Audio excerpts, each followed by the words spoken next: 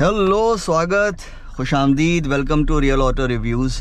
मेरा नाम है सैयद शराज शाह और अगर आप मेरे चैनल पे पहली बार आ रहे हैं तो आपको बता दूं, ये जो वीडियो है ना, ये सिर्फ मैं बनाता हूं और क्योंकि मेहनत लगती है ना, हर किसी से होती नहीं इतनी मेहनत, सबको ब्रोशर पढ़ना होता है। एनीवे, सो इस वीडियो में मैं आपको प्राइमरीली दो चीज़ें बताता हूं।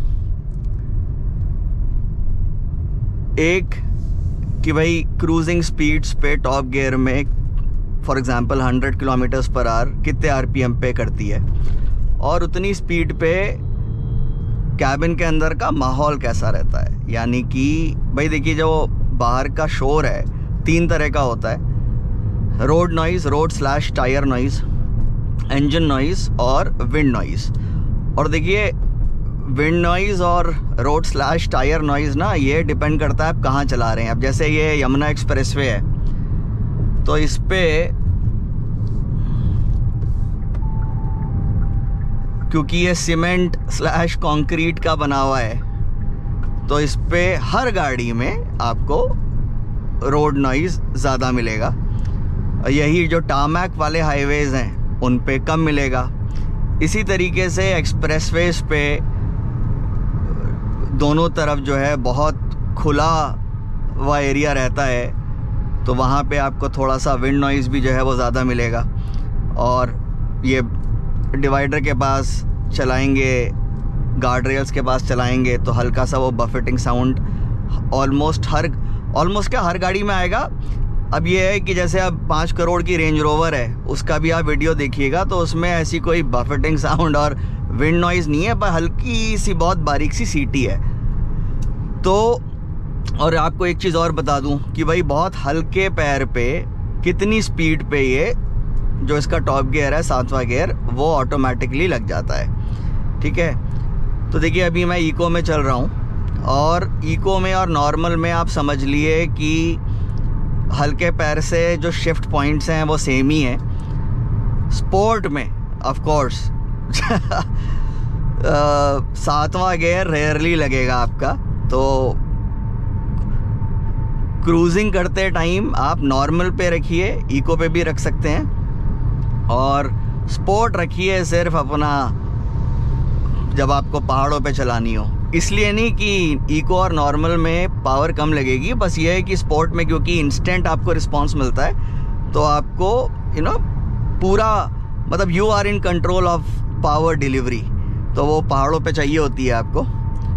ठीक है, अब फटाफट आपको बता देता हूँ कितने पे लगेगा हल्के पैर से 7वां गियर। और देखिए बिल्कुल खाली गाड़ी है, पूरी भरी भी होगी, 1-2 किलोमीटर पर आवर का ही फ़र्क पड़ता है। देखिए 76 और ये 77, हाँ देखिए 76 पे लग गया। ठीक है, तो 76-77 पे लग जाता है, नॉर्मल में 77-78 पे लग जाता है, समझ रहे हैं। तो एक बार को अगर आपका सवाल है कि कितनी स्पीड पे क्रूज़ करने पे आपको बेस्ट फ्यूल एफिशिएंसी मिलेगी, तो उसका जवाब है 80 पे रख के, पूरी गाड़ी भरी हुई भी है, 80 पे रख के आप क्रूज़ करिए और आपको बेस्ट फ्यूल एफिशिएंसी मिलेगी। और देखिए इस टाइम पे इनफैक्ट एक चीज़ मैं आपको अभी बता सकता हूँ, इंजन नॉइज़ तो किसी क्रूजिंग करते टाइम किसी भी स्पीड पे टॉप गियर में आपको बिल्कुल ऑलमोस्ट ज़ीरो है। विंड नॉइज़ ईमानदारी वाली बात यह है, और अभी आप वीडियो में सुन भी पाएंगे थोड़ा सा, मैं तो आपको बताऊंगा ही। इस सेगमेंट की बाकी गाड़ियों के मुकाबले में ना हल्का सा विंड नॉइज़ ज़्यादा है, हल्का सा रोड नॉइज़ भी ज़्यादा है। ठीक है, अब ये 80 पे कितना चल रही है,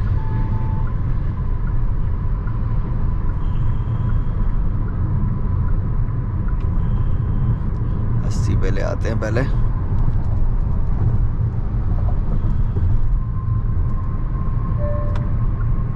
RPM 1400 RPM पे 80 पे क्रूज करती है। ठीक है, अच्छा खासा ट्रैफिक है यार इस टाइम एक्सप्रेसवे के हिसाब से। और विंड नॉइज़ नहीं, वो जो सीटी है, आई एम श्योर आप सुन पा रहे होंगे, वो सीटी काफ़ी प्रोमिनेंट है यार। मतलब अगर मैं कहूँ कि मैंने एक्सेल 6 में, सेम वीडियो एक्सेल 6 का है सेम जगह पे, उस पे इतनी प्रोमिनेंट नहीं थी।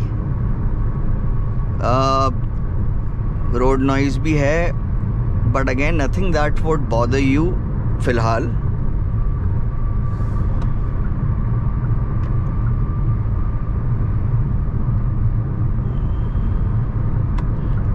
सोलह 1600 RPM 90 पे।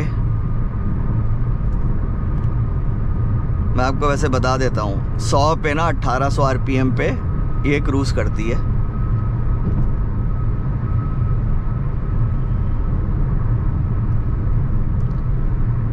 बहुत हल्के हल्के पैर दबा रहा हूँ, क्योंकि नहीं तो फिर ये डाउन शिफ्ट मार देगी ना। ठीक है, 1800 RPM।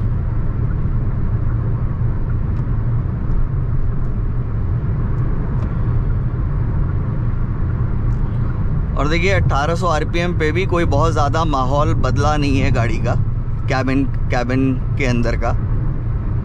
तो आप, छोटी सी बात, 100 पे तो आप दिन भर क्रूज़ कर सकते हैं, कोई दिक्कत वाली बात नहीं है।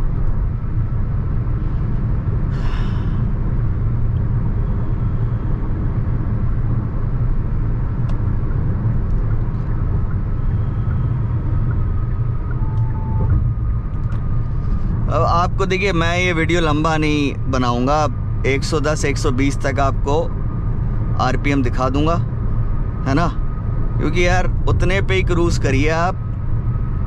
ऑफ कोर्स बीच बीच में जैसे लखनऊ एक्सप्रेस वे है, आपको बिल्कुल खाली मिल जाता है, सेफली आप 130 140 तक ले गए थोड़ी देर के लिए, फिर वापस ले आए।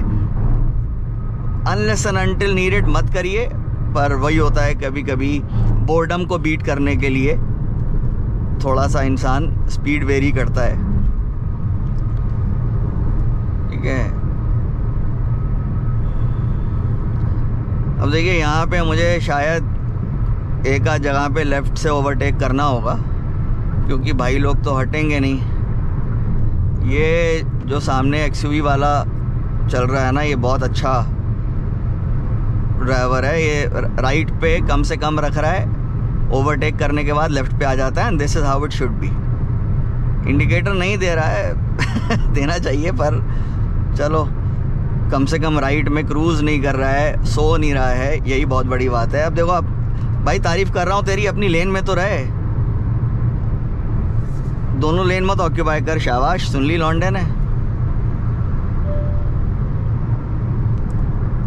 ठीक है जी, अब हम बढ़ा देते हैं स्पीड।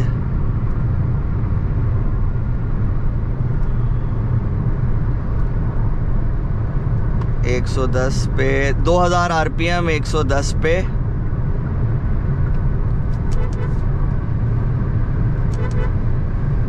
हो जाएगी 120 फटाफट। ये 2200 RPM। और इस टाइम पे थैंकफुली बहुत ज़्यादा रोड नॉइज़ नहीं बढ़ा, बहुत ज़्यादा विंड नॉइज़ जो वो सीटी बज रही थी वो बहुत ज़्यादा एम्पलीफाई नहीं हुई। तो यानी कि आप 120 पे भी आराम से क्रूज़ कर सकते हैं। और देखिए, मैं वीडियो अब बना रहा हूँ, पर ये मैंने टेस्टिंग 1-2 दिन पहले कर चुका हूँ सारी। मैं आपको बता दूँ, 130 140 150 पे भी कोई बहुत ज़्यादा फ़र्क नहीं पड़ता है शोर में। भाई मैं तीनों नॉइज़ेस को, देखिए इंजन नॉइज़ तो मैंने आपको बता ही दिया है। ये भी हल्का सा आ रहा है, सेम कलर नहीं, कलर दूसरा है तो इंजन नॉइज़ तो क्रूज़ करते टाइम आप आराम से 130 140 150 पे भी ले आते हैं, तब भी ज़्यादा नहीं होता है। रोड नॉइज़ और विंड नॉइज़ ये भी बहुत ज़्यादा थैंकफुली नहीं बढ़ता है। तो यानी कि 100 बातों की एक बात, आपको लंबा चलना है इस गाड़ी से, और आप लेंगे भी। ये क्रेटा ना लेके आप ये इसलिए लेंगे भाई कि 3rd रो फोल्ड करके बहुत बेहतरीन वाली बूट स्पेस आपको मिल जाती है, बहुत आरामदेह गाड़ी है। तो आप चाहेंगे इससे लंबा चलना तो यानी कि क्रूज़ करते टाइम, क्रूज़ करने के लिए ये बहुत अच्छी गाड़ी है। सिटी में भी बहुत अच्छी है, वो आपको मेन रिव्यू में उसके बारे में बताऊंगा। पर लंबी जर्नीज़ के लिए भी it's a very nice car in almost all aspects. चलिए आपको एक चीज़ बता देता हूँ। बेसिकली क्या है कि हाई स्पीड पे ना सडन लेन चेंजेस वो थोड़े से जो हैं मतलब that is not very confidence inspiring to be honest. अगली फेस लिफ्ट में उसूलन Hyundai को ना इसका सस्पेंशन इम्प्रूव करना चाहिए। अभी भी बुरा नहीं है, आराम से चलने के लिए बहुत अच्छा है। और अब मैंने सोचा था कि ये मैं आपको बताऊंगा रिव्यू में, पर चलिए फटाफट अब टच कर ही दिया तो बता देता हूँ। तो बेसिकली क्या है, जो वो नहीं होते हैं रंबल स्ट्रिप्स, ठीक है, वो आपको काफ़ी महसूस होती हैं। और ख़ास तौर से अगर आप अकेले गाड़ी चला रहे हैं या एक आध बंदा बैठा हुआ है, और वो तो खैर आपको जब चारों लोग बैठे होंगे गाड़ी में, अब ये सेकंड रो में इसमें कैप्टन सीट्स हैं, तो तब भी आपको फील होती हैं। बहुत ज़्यादा ख़राब सड़क है, उस पर आप 4 लोग बैठे हुए हैं, आराम से निकाल रहे हैं, तो राइड क्वालिटी बेहतर हो जाती है। पर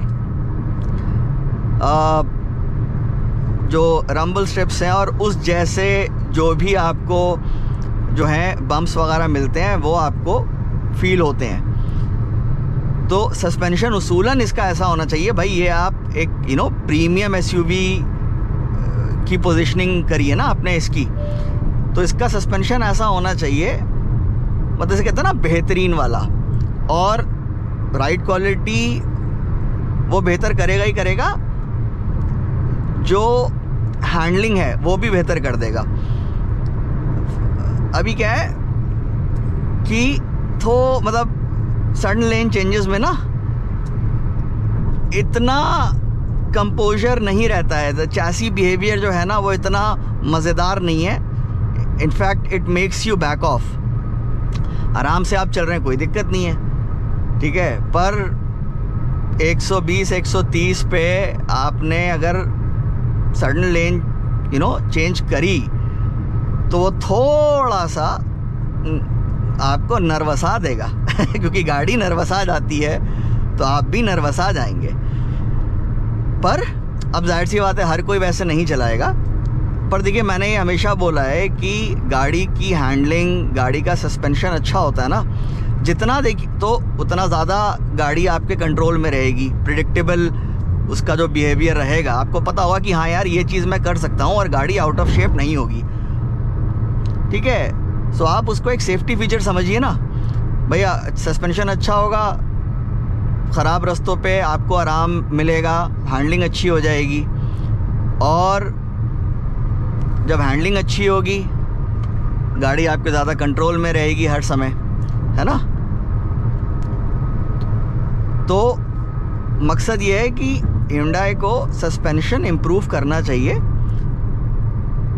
तो फिर ये बहुत ही बेहतरीन आला दर्जे की गाड़ी हो जाएगी। Even right now it's not a bad vehicle by any stretch of imagination, it's a good vehicle and but again there is a room for improvement. Steering में वेट है पर फील फीडबैक ऑलमोस्ट ज़ीरो है। तो again at the cost of reputation, अभी भी जो इसका prospective buyer है, इंटेंडेड कस्टमर जो है इसका, ठीक है, उसको अच्छी ही लगेगी। और वो एक्चुअली इस गाड़ी को इसलिए भी लेगा कि अब देखिए इसमें अब टाटा फ़ैन बॉयज़ और महिंद्रा फ़ैन बॉयज़ बेचारे उछल जाएंगे, उनके मिर्चें लग जाएंगी। पर फैक्ट ये है ना कि टाटा एंड महिंद्रा उनकी गाड़ियाँ इतनी रिलायबल तो है नहीं जितनी ये जापानीज़ और कोरियन हैं। और एक तो रिलायबल नहीं है, ऊपर से उनकी जो सर्विस है वो इतनी थर्ड क्लास है, नाइट मेरिश है कि unless and until someone really loves a Mahindra और टाटा व्हीकल, तब तक तो मैं उसको बोलता हूँ भाई दूसरी गाड़ी देख ले, अगर तेरे को पीस ऑफ माइंड तेरी प्रायोरिटी है। So anyway, the crux is the Hyundai Alcazar is a very nice vehicle for long journeys on highways, expressways, और आपको काफ़ी सुकून वाली आपकी ड्राइव्स रहेंगी। ठीक है, तो चलिए साहब, उम्मीद करता हूँ आपको वीडियो पसंद आया होगा, और लाइक कर दीजिएगा, सब्सक्राइब ना कराओ तो कर लीजिएगा, और कमेंट भी करिएगा, और वो आजकल हाइप चल रहा है, हाइप भी कर दिएगा, है ना। तो चलिए साहब, मुलाकात होती है बहुत जल्द नए वीडियो के साथ। बहुत बहुत शुक्रिया देखने के लिए।